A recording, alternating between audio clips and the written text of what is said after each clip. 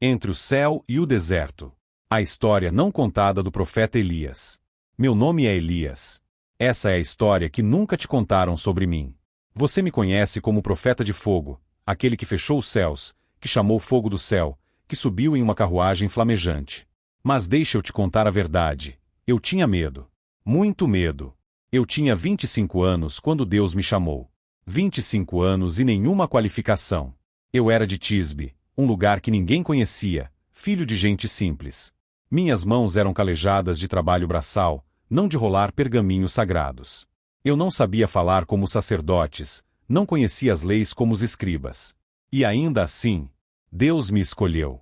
Naquela primeira noite, quando ouvi a voz pela primeira vez, eu estava sozinho em casa. A lamparina tremulava, e meu coração batia tão forte que eu achava que ia sair do peito. Por que eu? Gritei para o vazio. Sou ninguém. Filho de ninguém. E então, uma brisa entrou pela janela. Suave, mas impossível de ignorar. E a voz, a voz. Profunda como o mar, suave como o vento. Por isso mesmo, disse ela. Eu não preciso de escribas.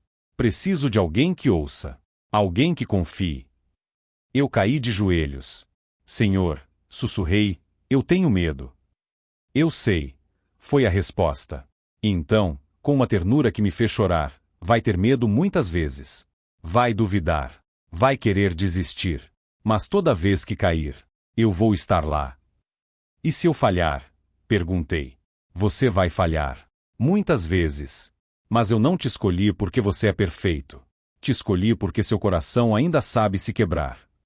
E assim começou tudo. A primeira missão foi a mais difícil. Ir até o palácio do rei Acabe e declarar que não haveria chuva. Parece simples quando você ouve a história depois, mas deixa eu te dizer como foi de verdade. Eu quase desmaiei de medo. Quando cheguei ao palácio, minhas roupas simples contrastavam com toda aquela opulência. Ouro por todo lado, guardas com lanças reluzentes, cortesãos com vestes caras. E eu, um camponês de Tisbe, ousando pisar naquele lugar. Acabe estava no trono, entediado. Jezabel ao seu lado, linda e mortal como uma serpente. Quando anunciaram meu nome, todos os olhos se voltaram para mim. Senti minhas pernas fraquejarem. Minha boca secou completamente. Que quer você, camponês? Perguntou Acabe com desdém. Fechei os olhos. Diga, pensei. Apenas diga. E quando abri os olhos, algo mudou dentro de mim. Uma força que não era minha tomou conta. Tão certo como vive o Senhor, Deus de Israel, minha voz ecoou pelo salão, não haverá orvalho nem chuva nestes anos, exceto por minha palavra. Acabe se levantou furioso. Jezabel gritou para me prenderem. Os guardas avançaram, mas algo os deteve.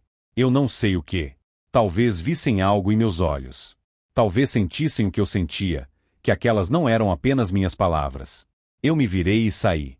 Caminhei normalmente até sair do palácio. Mas quando estava longe o suficiente, corri. Corri até não aguentar mais.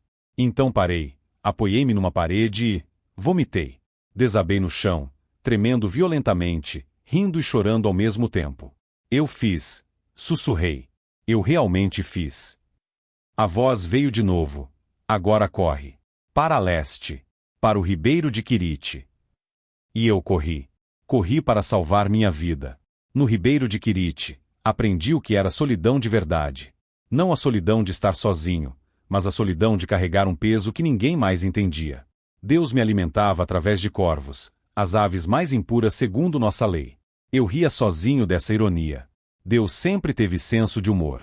Mas as noites eram longas. Muito longas. E nas noites, eu conversava com Deus como se Ele estivesse sentado ao meu lado. Sabe o que é mais difícil? Eu dizia. Não é o medo de morrer. É saber que pessoas estão sofrendo por causa das minhas palavras. Crianças estão morrendo de fome. Mães estão enterrando filhos. E eu fico aqui, alimentado por corvos, enquanto eles sofrem. A resposta sempre vinha, suave, mas firme. Você acha que não vejo? Um coração duro precisa de tempo para rachar. Como esta terra seca. Primeiro racha. Depois, pode ser regada. 100 dias depois, o próprio ribeiro começou a secar. A ironia era cruel. Deus fechou o céu, e agora até meu esconderijo estava morrendo de sede. Levanta, disse a voz.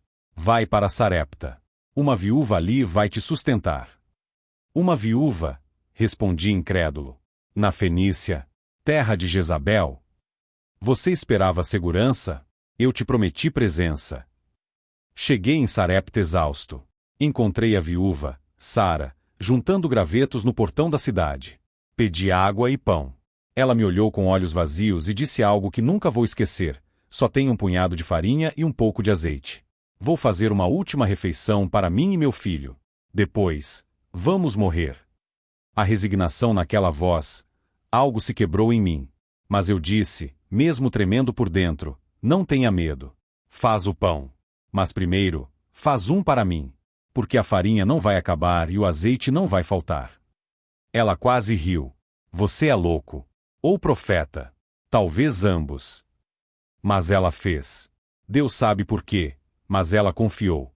E a farinha nunca acabou. Nunca. Durante meses, aquela panela que deveria estar vazia, sempre tinha farinha. Aprendi algo ali que mudou tudo. Deus não me chamou para estar sempre certo. Me chamou para estar sempre presente. Naquela casa humilde, com Sara e seu filho Joabe, eu não era o profeta temível. Era apenas Elias. E isso era um presente. Mas então veio a noite mais escura. Joabe ficou doente.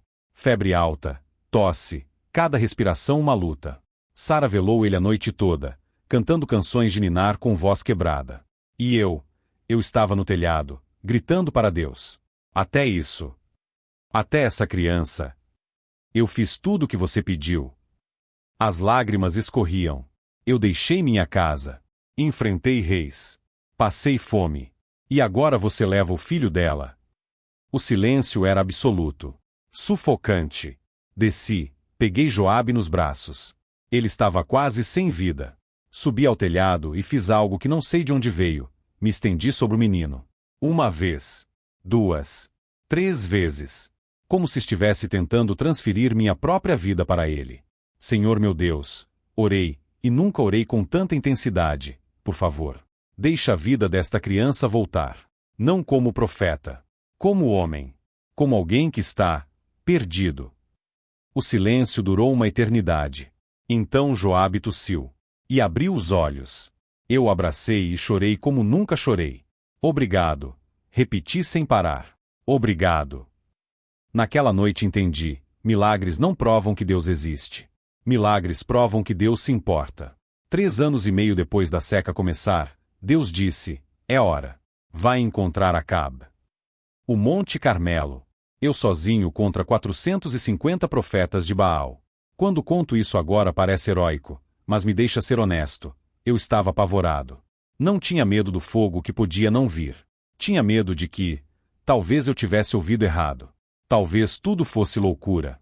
Os profetas de Baal dançaram, gritaram, se cortaram. Horas e horas. Nada aconteceu. Então chegou minha vez. Reconstruí o altar com 12 pedras. Uma para cada tribo de Israel, cada tribo que havia se esquecido de quem era. Derramei água sobre tudo. 1, 2, 3 vezes. A multidão murmurava que eu estava louco, desperdiçando água preciosa. Me ajoelhei. Fechei os olhos. E orei não como profeta poderoso, mas como filho assustado. Pai, eu estou aqui. Estou com medo. Minhas pernas tremem. Mas eu confio em você. Como confiei quando me mandou fechar o céu. Como confiei quando me escondeu. Como confiei quando trouxe Joabe de volta. Então clamei alto, responde-me, para que este povo saiba que tu és Senhor. O silêncio foi absoluto. Então, fogo. Do céu. Consumindo tudo. Sacrifício, lenha, pedras, pó, água. Tudo. A multidão caiu de joelhos. O Senhor é Deus. Mas eu não comemorei. Caí de joelhos e chorei. Você veio, sussurrei. Você realmente veio. E a chuva voltou naquela tarde. Dancei na chuva como um menino, rindo e chorando, sentindo 3 anos de peso serem lavados. Mas a história não termina em vitória. Jezabel jurou me matar. E eu, o profeta que havia chamado fogo do céu, fugi. Corri como covarde para o deserto e me escondi em uma caverna. Ali, desabei. Basta, Senhor, chorei. Tira minha vida. Não sou melhor que meus pais. O povo gritou teu nome e no dia seguinte já se esqueceu. E eu estou aqui, escondido, covarde. Sai da caverna, disse a voz. Veio vento forte, terremoto, fogo. Mas Deus não estava neles. Depois, silêncio. Uma brisa suave. E a voz, sussurrando, estou aqui. Você sempre esteve tão perto assim? Perguntei com voz quebrada. Sempre. Mas você só conseguia me ouvir no trovão. Agora aprende a me ouvir no silêncio. Estou cansado. Eu sei. Tenho medo. Eu sei. Não quero mais fazer isso sozinho. Você nunca fez. E há 7.000 em Israel que não dobraram joelhos a Baal. Você não está sozinho, meu filho. Nunca esteve. Chorei, mas agora eram lágrimas de alívio. Anos depois, encontrei Eliseu arando o campo.